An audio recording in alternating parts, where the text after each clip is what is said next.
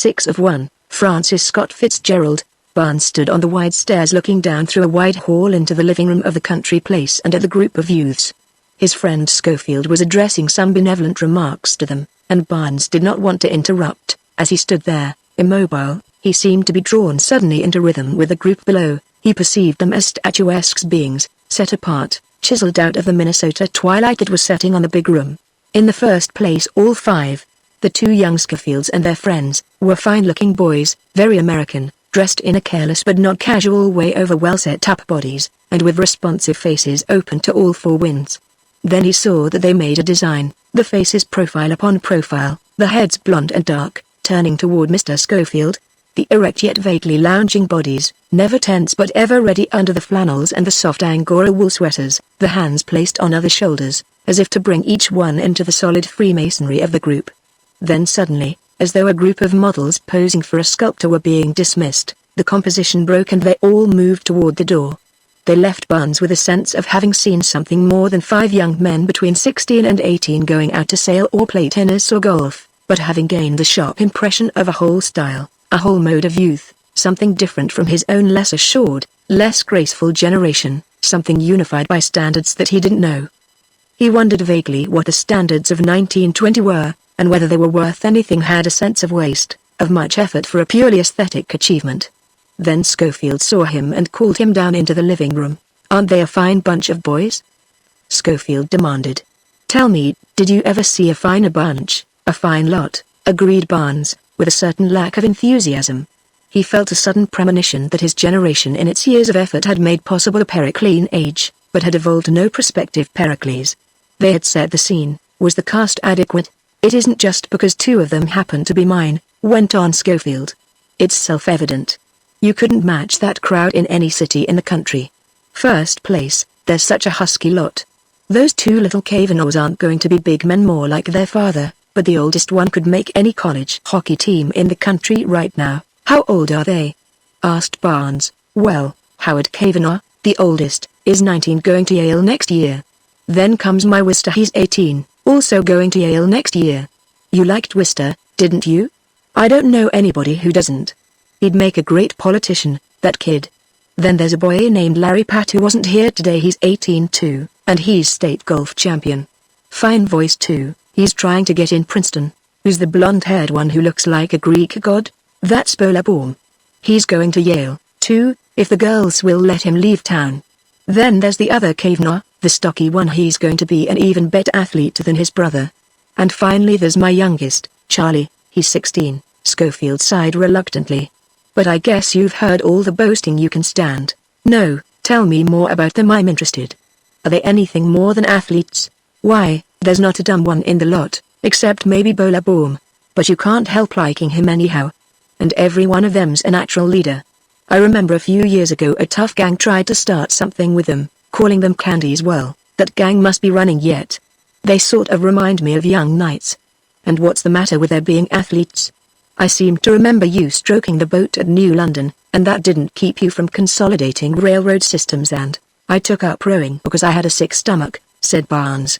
"By the way, are these boys all rich?" "Well, the Kavanaughs are, of course, and my boys will have something." Barnes' eyes twinkled. "So I suppose since they won't have to worry about money, they're brought up to serve the state," he suggested.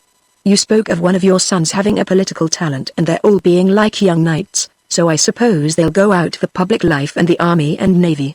"I don't know about that." Schofield's voice sounded somewhat alarmed. "I think their fathers would be pretty disappointed if they didn't go into business." "That's natural, isn't it?" "It's natural, but it isn't very romantic," said Barnes good-humoredly. "You're trying to get my goat," said Schofield.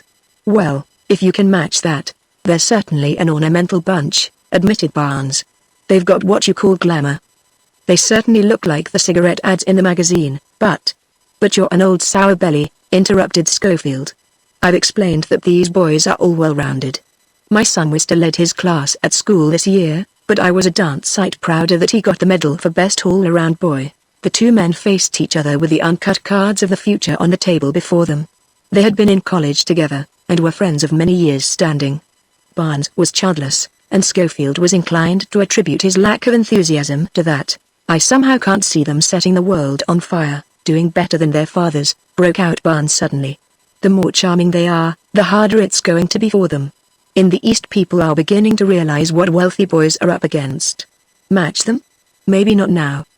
He leaned forward, his eyes lighting up. "But I could pick 6 boys from any high school in Cleveland, give them an education, and I believe that 10 years from this time your young fellows here would be utterly outclassed.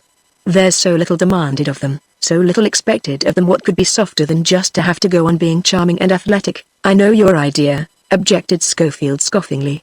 "You'd go to a big municipal high school and pick out the 6 most brilliant scholars. I'll tell you what I'll do." Barnes noticed that he had unconsciously substituted "I will" for "I would," but he didn't correct himself. "I'll go to the little town in Ohio, where I was born. There probably aren't 50 or 60 boys in the high school there, and I wouldn't be likely to find 6 geniuses out of that number. And what? I'll give them a chance. If they fail, the chance is lost. That is a serious responsibility, and they've got to take it seriously. That's what these boys haven't got. They are only asked to be serious about trivial things." He thought for a moment. "I'm going to do it." "Do what?" "I'm going to see." A fortnight later he was back in the small town in Ohio where he had been born, where, he felt, the driving emotions of his own youth still haunted the quiet streets. He interviewed the principal of the high school, who made suggestions, then by their, for Barnes, difficult means of making an address and afterward attending a reception, he got in touch with teachers and pupils. He made a donation to the school, and under cover of this found opportunities of watching the boys at work and at play. It was fun. He felt his youth again. There were some boys that he liked immediately, and he began a weeding out process, inviting them in groups of 5 or 6 to his mother's house, rather like a fraternity rushing freshmen. When a boy interested him, he looked up his record and that of his family, and at the end of a fortnight he had chosen 5 boys, in the order in which he chose them. There was first Otto Schlag, a farmer's son who had already displayed extraordinary mechanical aptitude and a gift for mathematics. Schlag was highly recommended by his teachers, and he welcomed the opportunity offered him of entering the Massachusetts Institute of Technology. A drunken father left James Matsko as his only legacy to the town of Barnes' youth. From the age of 12, James had supported himself by keeping a newspaper and candy store with a 3-foot frontage, and now at 17 he was reputed to have saved $500. Barnes found it difficult to persuade him to study money and banking at Columbia, for Matsko was already assured of his ability to make money. But Barnes had prestige as the town's most successful son, and he convinced Matsko that otherwise he would lack frontage, like his own place of business. Then there was Jack Stubbs, who had lost an arm hunting, but in spite of this handicap played on the high school football team. He was not among the leaders in studies, he had developed no particular bent, but the fact that he had overcome that enormous handicap enough to play football, to tackle and to catch punts convinced Barnes that no obstacles would stand in Jack Stubbs' way. The 4th selection was George Winfield, who was almost 20. Because of the death of his father, he had left school at 14, helped to support his family for 4 years, and then, things being better, he had come back to finish high school. Barnes felt, therefore, that Winfield would place a serious value on an education. Next came a boy whom Barnes found personally antipathetic. Louis Ireland was at once the most brilliant scholar and most difficult boy at school. Untidy, insubordinate and eccentric, Louis drew scurrilous caricatures behind his Latin book, but when called upon inevitably produced a perfect recitation. There was a big talent nascent somewhere in him. It was impossible to leave him out. The last choice was the most difficult. The remaining boys were mediocrities, or at any rate they had so far displayed no qualities that set them apart. For a time Barnes, thinking patriotically of his old university, considered the football captain a virtuosic halfback who would have been welcome on any Eastern squad, but that would have destroyed the integrity of the idea. He finally chose a younger boy, Gordon Vanderveer, of a rather higher standing than the others. Vanderveer was the handsomest and one of the most popular boys in school. He had been intended for college, but his father, a harassed minister, was glad to see the way made easy. Barnes was content with himself. He felt godlike in being able to step in to mold these various destinies. He felt as if they were his own sons. And he telegraphed Schofield in Minneapolis. "Have chosen half a dozen of the other, and I am backing them against the world." And now, after all this biography, the story begins. The continuity of the frieze is broken. Young Charlie Schofield had been expelled from Hotchkiss. It was a small but painful tragedy. He and 4 other boys, nice boys, popular boys, broke the honor system as to smoking. Charlie's father felt the matter deeply, varying between disappointment about Charlie and anger at the school. Charlie came home to Minneapolis in a desperate humor and went to the country day school while it was decided what he was to do. It was still undecided in midsummer. When school was over, he spent his time playing golf, or dancing at the Minnecuda Club. He was a handsome boy of 18, older than his age, with charming manners, with no serious vices, but with a tendency to be easily influenced by his admirations. His principal admiration at the time was Gladys Irving, a young married woman scarcely 2 years older than himself. He rushed her at the club dances, and felt sentimentally about her, though Gladys on her part was in love with her husband and asked from Charlie only the confirmation of her own youth and charm that a belle often needs after her first baby. Sitting out with her one night on the veranda of the Lafayette Club, Charlie felt a necessity to boast to her, to pretend to be more experienced, and so more potentially protective. "I've seen a lot of life for my age," he said. "I've done things I couldn't even tell you about." Gladys didn't answer. In fact, last week he began, and thought better of it. "In any case, I don't think I'll go to Yale next year. I'd have to go east right away, and tutor all summer. If I don't go, there's a job open in Father's office, and after Wister goes back to college in the fall, I'll have the roadster to myself." "I thought you were going to college," Gladys said coldly. "I was. But I've thought things over, and now I don't know. I've usually gone with older boys, and I feel older than boys my age. I like older girls, for instance." When Charlie looked at her, then suddenly, he seemed unusually attractive to her. It would be very pleasant to have him here, to cut in on her at dances all summer. But Gladys said, "You'd be a fool to stay here. Why, you started something, you ought to go through with it.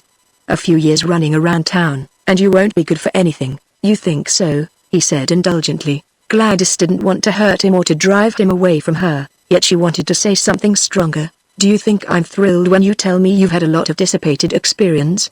I don't see how anybody could claim to be your friend and encourage you in that. If I were you, I'd at least pass your examinations for college. Then they can't say you just lay down after you were expelled from school." "You think so?"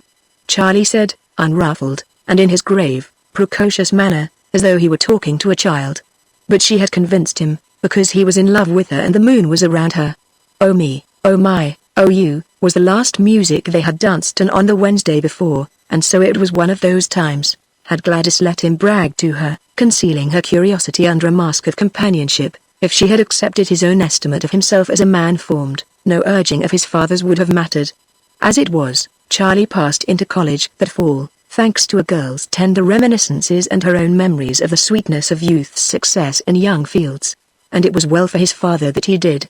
If he had not, the catastrophe of his older brother Wister that autumn would have broken Schofield's heart. The morning after the Harvard game, the New York papers carried a headline: "Yale boys and Follies girls in motor crash near Irene Daly in Greenwich Hospital threatens beauty suit, millionaire's son involved." The 4 boys came up before the dean a fortnight later. Wister Schofield, who had driven the car, was called first. "It was not your car, Mr. Schofield," the dean said. "It was Mr. Kavanaugh's car, wasn't it?" "Yes, sir." "How did you happen to be driving?" "The girls wanted me to. They didn't feel safe." "But you'd been drinking too, hadn't you?" "Yes, but not so much." "Tell me this," asked the dean, "haven't you ever driven a car when you'd been drinking, perhaps drinking even more than you were that night?" "Why, perhaps once or twice, but I never had any accidents." And this was so clearly unavoidable. "Possibly," the dean agreed, "but we'll have to look at it this way. Up to this time you had no accidents even when you deserved to have them. Now you've had one when you didn't deserve it.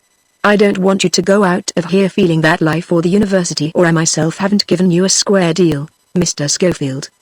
But the newspapers have given this a great deal of prominence, and I'm afraid that the university will have to dispense with your presence." Moving along the frieze to Howard Kavanaugh, the dean's remarks to him were substantially the same. "I am particularly sorry in your case, Mr. Kavanaugh. Your father has made substantial gifts to the university, and I took pleasure in watching you play hockey with your usual brilliance last winter." Howard Kavanaugh left the office with uncontrollable tears running down his cheeks. Since Irene Daly's suit for her ruined livelihood, her ruined beauty, was directed against the owner and the driver of the automobile, there were lighter sentences for the other 2 occupants of the car. Bolebaum came into the dean's office with his arm in a sling and his handsome head swathed in bandages and was suspended for the remainder of the current year. He took it jauntily and said goodbye to the dean with as cheerful a smile as could show through the bandages. The last case, however, was the most difficult. George Winfield, who had entered high school late because work in the world had taught him the value of an education, came in looking at the floor. "I can't understand your participation in this affair," said the dean. "I know your benefactor, Mr. Barnes, personally. He told me how you left school to go to work, and how you came back to it 4 years later to continue your education, and he felt that your attitude toward life was essentially serious. Up to this point you have a good record here at New Haven, but it struck me several months ago that you were running with a rather gay crowd, boys with a great deal of money to spend. You are old enough to realize that they couldn't possibly give you as much in material ways as they took away from you in others. I've got to give you a year's suspension. If you come back, I have every hope you'll justify the confidence that Mr. Barnes reposed in you." "I won't come back," said Winfield. "I couldn't face Mr. Barnes after this. I'm not going home." At the suit brought by Irene Daly, all 4 of them lied loyally for Mr. Schofield. They said that before they hit the gasoline pump they had seen Miss Daly grab the wheel. But Miss Daly was in court, with her face, familiar to the tabloids, permanently scarred, and her counsel exhibited a letter cancelling her recent moving picture contract. The student's case looked bad, so in the intermission, on their lawyer's advice, they settled for $40,000. Mr. Schofield and Howard Kavanaugh were snapped by a dozen photographers leaving the courtroom, and served up in flaming notoriety next day. That night, Mr. the 3 Minneapolis boys, Howard and Bo Lebaum, started for home. George Winfield said goodbye to them in the Pennsylvania station, and having no home to go to, walked out into New York to start life over. Of all Barnes' protégés, Jack Stubbs with his one arm was the favorite. He was the first to achieve fame when he played on the tennis team at Princeton. The rotogravure section carried pictures showing how he threw the ball from his racket in serving. When he was graduated, Barnes took him into his own office. He was often spoken of as an adopted son. Stubbs, together with Schlark, now a prominent consulting engineer, were the most satisfactory of his experiments, although James Matsko at 27 had just been made a partner in a Wall Street brokerage house. Financially he was the most successful of the 6, yet Barnes found himself somewhat repelled by his hard egoism. He wondered, too, if he, Barnes, had really played any part in Matsko's career. Did it after all matter whether Matsko was a figure in metropolitan finance or a big merchant in the Middle West, as he would have undoubtedly become without any assistance at all? One morning in 1930 he handed Jack Stubbs a letter that led to a balancing up of the Book of Boys. "What do you think of this?" The letter was from Louis Island in Paris. About Louis they did not agree, and as Jack read, he prepared once more to intercede in his behalf. "My dear sir, after your last communication, made through your bank here and enclosing a check which I hereby acknowledge, I do not feel that I am under any obligation to write you at all.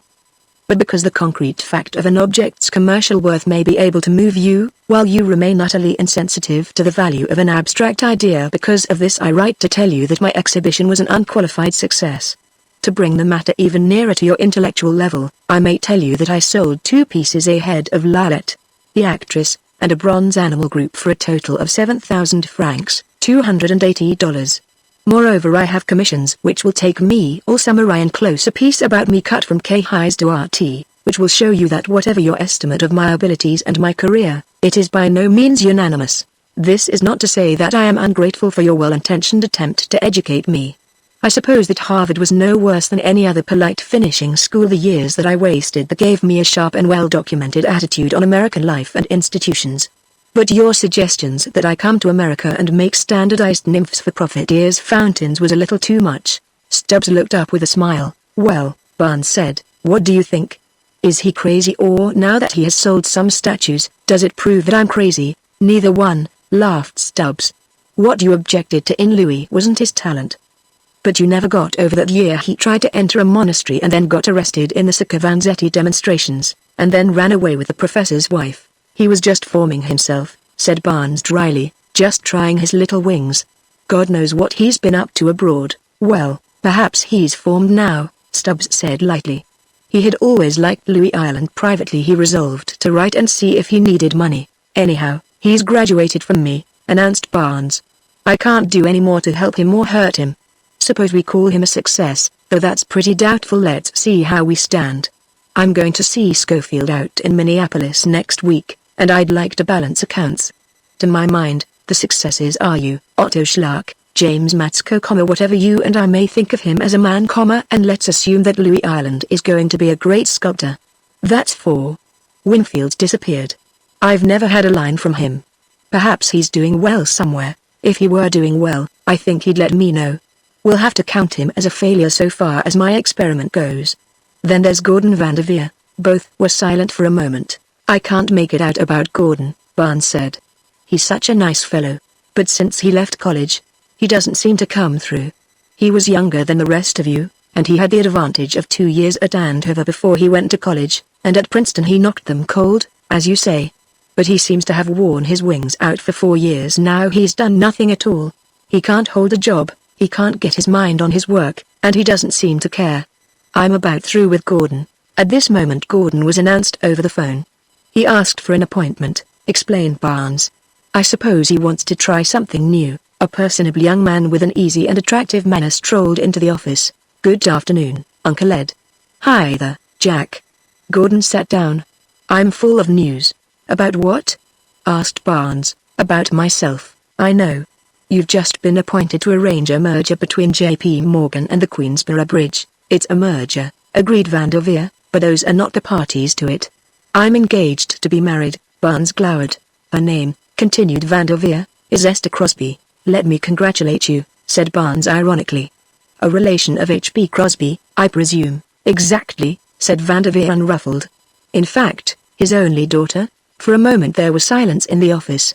Then Barnes exploded. You're going to marry H.B. Crosby's daughter? Does he know that last month you retired by request from one of his banks? I'm afraid he knows everything about me.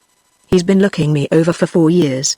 You see, Uncle Ed, he continued cheerfully, Esther and I got engaged during my last year at Princeton. My roommate brought her down to a house party, but she switched over to me. Well, quite naturally Mr. Crosby wouldn't hear of it until I'd proved myself. Proved yourself? Repeated Barnes. Do you consider that you've proved yourself? Well, yes. How? By waiting 4 years. You see, either Esther or I might have married anybody else in that time, but we didn't. Instead we sort of wore him away. That's really why I haven't been able to get down to anything. Mr. Crosby is a strong personality, and it took a lot of time and energy wearing him away.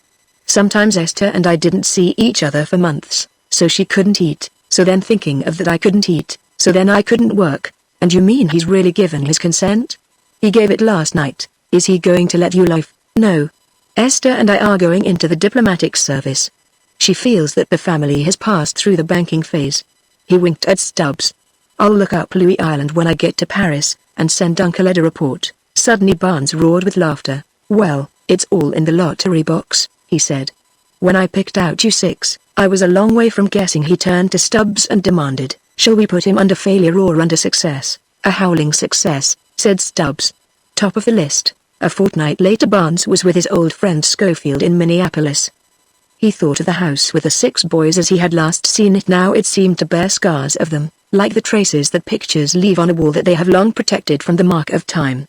Since he did not know what had become of Schofield's sons, he refrained from referring to their conversation of 10 years before until he knew whether it was dangerous ground. He was glad of his reticence later in the evening when Schofield spoke of his elder son, Wister. Wist never seems to have found himself, and he was such a high-spirited kid. He was the leader of every group he went into. He could always make things go. When he was young, our houses in town and at the lake were always packed with young people. But after he left Yale, he lost interest in things, got sort of scornful about everything. I thought for a while that it was because he drank too much, but he married a nice girl and she took that in hand. Still, he hasn't any ambition. He talked about country life, so I bought him a Silver Fox farm. But that didn't go, and I sent him to Florida during the boom, but that wasn't any better. Now he has an interest in a dude ranch in Montana, but since the Depression, Barnes saw his opportunity and asked, what became of those friends of your son's that I met one day? Let's see, I wonder who you mean. There was Kavanaugh, you know, the flower people. He was here a lot. Let's see, he eloped with an Eastern girl, and for a few years he and his wife were the leaders of the gay crowd here. They did a lot of drinking and not much else. It seems to me I heard the other day that Howard's getting a divorce. Then there was the younger brother. He never could get into college. Finally he married a manicurist, and they live here rather quietly. We don't hear much about them. They had a glamour about them, Barnes remembered. They had been so sure of themselves, individually, as a group, so high-spirited, a frieze of Greek youths, graceful of body, ready for life. Then Larry Pat, You might have met him here.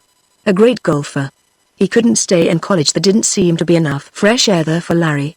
And he added defensively, but he capitalized what he could do. He opened a sporting goods store and made a good thing of it. I understand. He has a string of 3 or 4. I seem to remember an exceptionally handsome one. Obo Lehrbaum. He was in that mess at New Haven too. After that he went to pieces, drink and whatnot.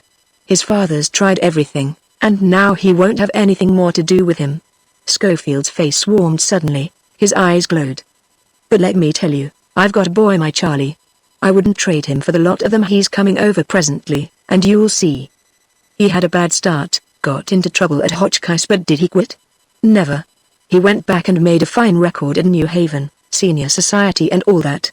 Then he and some other boys took a trip round the world, and then he came back here and said, "All right, father, I'm ready. When do I start? I don't know what I'd do without Charlie." He got married a few months back, a young widow he'd always been in love with, and his mother and I are still missing him, though they come over often. Barnes was glad about this, and suddenly he was reconciled at not having any sons in the flesh. 1 out of 2 made good, and sometimes better, and sometimes nothing, but just going along getting old by yourself when you'd counted on so much from sons. Charlie runs the business, continued Schofield. That is, he and a young man named Winfield that Wister got me to take on 5 or 6 years ago. Wister felt responsible about him, felt he'd got him into this trouble at New Haven, and this boy had no family. He's done well here. Another one of Barnes' 6 accounted for. He felt a surge of triumph, but he saw he must keep it to himself. A little later, when Schofield asked him if he'd carried out his intention of putting some boys through college, he avoided answering. After all, any given moment has its value. It can be questioned in the light of after events, but the moment remains. The young princes in velvet gathered in lovely domesticity around the queen amid the hush of rich draperies may presently grow up to be Pedro the Cruel or Charles the Mad, but the moment of beauty was there. Back the 10 years, Schofield had seen his sons and their friends as samurai, as something shining and glorious and young, perhaps as something he had missed from his own youth. There was later a price to be paid by those boys, all too fulfilled, with the whole balance of their life pulled forward into their youth so that everything afterward would inevitably be anticlimax. These boys brought up as princes with none of the responsibilities of princes. Barnes didn't know how much their mothers might have had to do with it, what their mothers may have lacked, but he was glad that his friend Schofield had one true son. His own experiment, he didn't regret it, but he wouldn't have done it again. Probably it proved something, but he wasn't quite sure what. Perhaps that life is constantly renewed, and glamour and beauty make way for it, and he was glad that he was able to feel that the Republic could survive the mistakes of a whole generation, pushing the waste aside, sending ahead the vital and the strong. Only it was too bad and very American that there should be all that waste at the top, and he felt that he would not live long enough to see it end, to see great seriousness in the same skin with great opportunity, to see the race achieve itself at last.